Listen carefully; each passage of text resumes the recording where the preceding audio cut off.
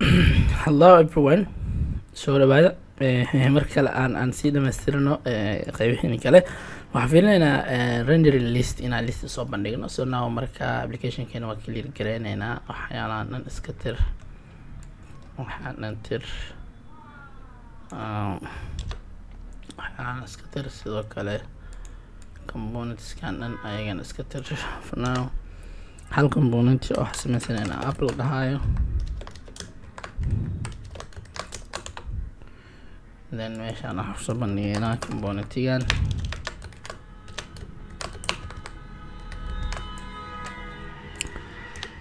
waxaan soo bandhigoona waxaan leenahay return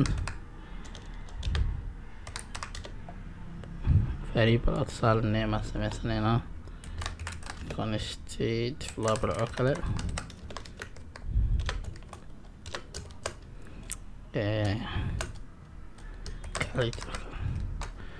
return waxaan dhahaynaa developer. now just simple way waxaa ujeedaa Khalid. now marka Khalid waa isna waa cool ka waran maxaa daarmin inaan soo daawacno list of developers. maxaa sameynaynaa waxaan rabaa inaan daawacno developers keena listigooda. tusaale aan sameysano variable kale oo lahaa developers, kadibna aan ku shubo listigi tusaale array waa sidaan oo kale waaye. qofka koowaad wuxuu noqonaa Khalid, qofka labaad wuxuu noqonaa Jaamac, qofka saddexaad wuxuu noqonaa oops sorry komad intaa la rabaa qof walba variablekiis waa gooni. let's say aan dhaho Jaamac, aan dhaho Candid, string waaye basically Candid, aan dhaho Zeki, aan dhaho Kish. alright, developers kan inaa soo bandhigaa rabaa inay shaashada kasoo muuqdaan. sidee usoo sameynaynaa marka? basically waxaan sameynaynaa maadaama layman badan luuba u baahnaanayna liskaas aan soo bandhigno luuba u baahnaynaa. for now developerkan iska tiri doonaa, for now uma baahani. sidee u dhehaynaa marka? waxaan dhihi doonaa developers soo qabo dot waxaa isticmaalaynaa mapkan waxaa waaye waa array higher order array method oo loogu talagalay inaa lagu loop ah ku sameyso list of data oo array ah. mapka marka wuxuu sameynaa liska u dhiibtay oo qabanaa hadda liska developers u dhiibin liskan uu qabanaa wuxuu sameynaa wuu furfuraa. wuxuu ku leeyahay Khalid, Jaamac, Candid, Zeki, Kish uu ku kala furaa. meel walba wuxuu siinaa marka qofka markaas uu marayo ileen gaari camal oo wado ku soconaa ilaa uu kasoo dhameeyo liska. markood Khalid uu maraa wuxuu ku leeyahay Khalid amroya maxaa ku sameynaa adiga marka waxaa ku sameynaysaa taqaani.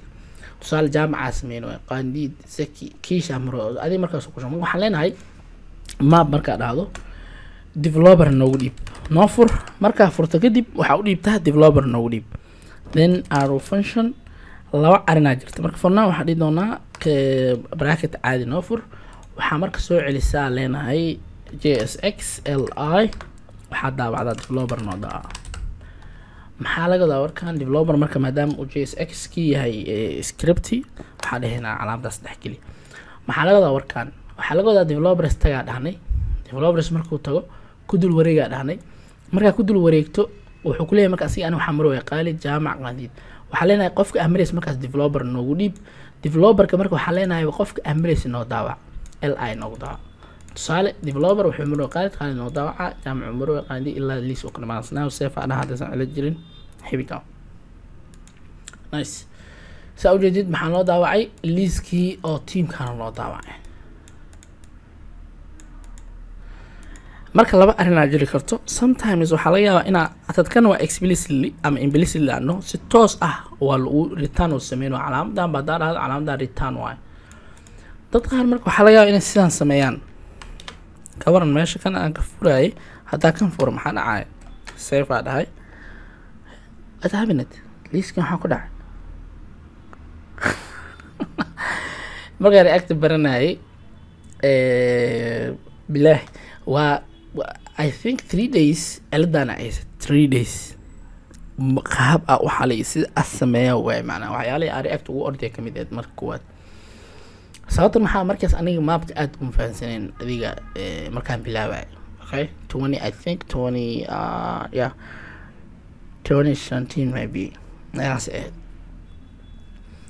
now marka calaamada marka developer markii aan sidaan dhaho that means maxaa waaye ritaanka adaa laga sugi doonaa haddaa marka calaamadan ka dhahay ritaanka asaa automatic browserka waxa ii soo celinayay reactiga laakiin marka sidaan dhaho adaa laga sugaa inaad return qorto keywordka return adaa laga sugaa inaad dhahdo waa return alright inaad dhahdo waa return si kale ma laga yeelaa save dhahad for now liski dib uu igu soo laabanaa arrinkaa marka be aware haddii aad sidaan dhahdo in sidaan adi laga rabi doono haddii aad sidaan u daawacanaysa marka malabadan laga yaabo inay gacantaada la qabsato sidaan ama atoma isticmaalayso ama aan dhahe imidka inuu isla marka isxirxiraa la yaabo furo adina aan la yaabanta marka arrinkaas ha lagu baraarugsanaado marka waxaan isticmaalaa explicitly caadiga sidii hore ku celinaa marka laakiin be aware of that save sideen aan tahay saa u jeedaan meeshaan cilada noo soo baxday hoos console waxaa leeyahay warning each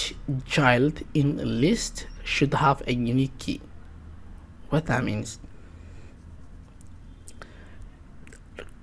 React waxay ku leedahay list maadaama aad daawacaysid qof kasta oo listiga ka mid ah waa inuu haystaa unique element oo la dhahayo key. Keyga hadduusan lahayn macnaha cilada ay imaanayso sababta maxaa waaye sababta waxaa reactigiisa sheegnay inay markii wax isbedelaan page wax iska bedelo si waxay kugu bedelayay faster than sida affiliate si ka dhaqsi badan arigaas waxa fududeenaayo liiskan oo kale su'aal kiisha isbedelay inuu isbedelay si ku ogaanay react kiigaani ku ogaanaysaa ilan unique waa ninkan qof ahayn isbedelin asaa marka la target gareysana laakiin haddii san unique ahayn oo dhamaan isku dhex yaacsan yihiin yaa isbedelayaa wax gaaray ma fahmi karto reacti that's why lagu leeyahay marka niyow arrinkan naga xali maxaa la sameeyaa marka each list maxaa laga each list waa kana li waa ilan list waa halka qof oo la daawacay waxaan siinayna marka prop la dhahay key waxaan u baaseynaa marka wax oo unique oo la aqoonsan karin oo la qasan soo magaciisa u baaseynaa developer